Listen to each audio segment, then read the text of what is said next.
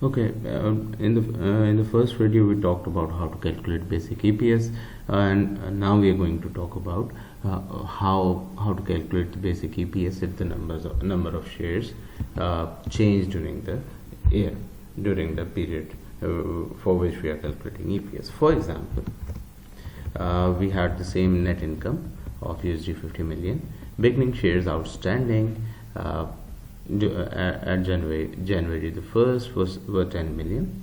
Then we had some shares issued on 1st of April. That was after the first 3 months had passed. There were 2 million. Then the company repurchased certain stock, treasury stock, on 1st of October, and the shares outstanding in the market were 11 million as of 31st December. So what would be the number of shares that we are going to use for calculating our basic EPS? That will be net income divided by number of shares outstanding.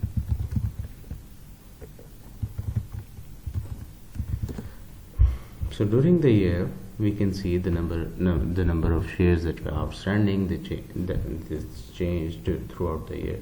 So what we are going to do, we are going to take a weighted average for these shares that were outstanding.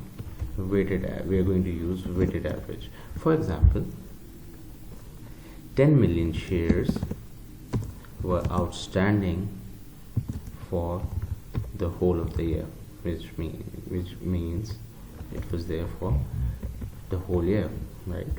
So this gives us a weight of 10 multiplied by 12 divided by 12. So 10 million shares were there. And then we had 2 million shares outstanding for how long?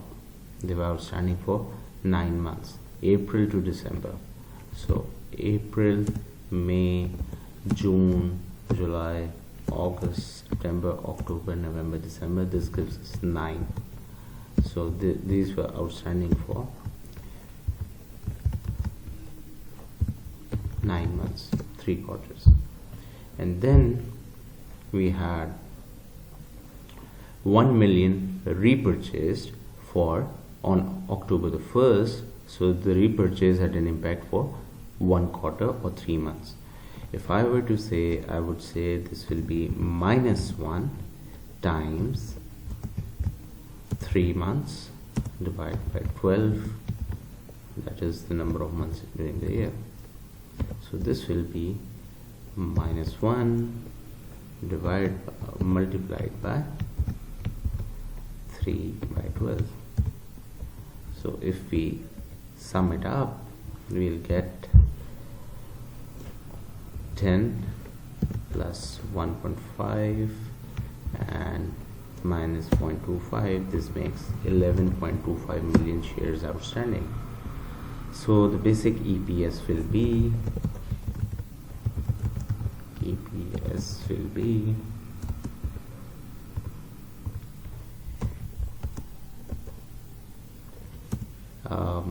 50 million divided by 11.25 million shares, which gives us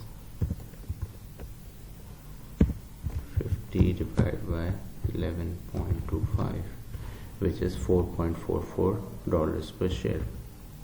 So if the number of shares outstanding, they keep on changing throughout the year, what we are going to do, we are going to take a weighted average of the number of shares outstanding throughout the year, and we are going to weight it by the number of months that they were outstanding. For example, in this case, 10 million shares were outstanding at the beginning of the year, so we weighted this for 12 months during the year.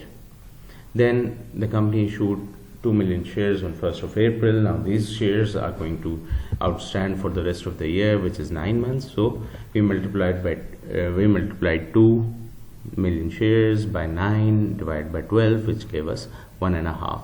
Sometimes companies repurchase their own stock, which is referred to as treasury stock. This happened in this case on October 1st.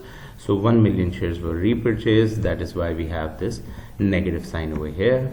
and this happened on 1st of October, so this is going to have an impact for 3 months during the year.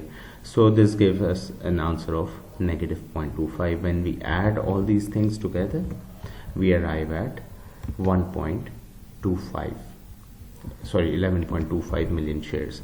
So basically EPS was calculated as 50 divided by 11.25, which was $4.44 per share. In the next video, we are going to talk about simple and complex capital structures and how does that impact our calculation for EPS.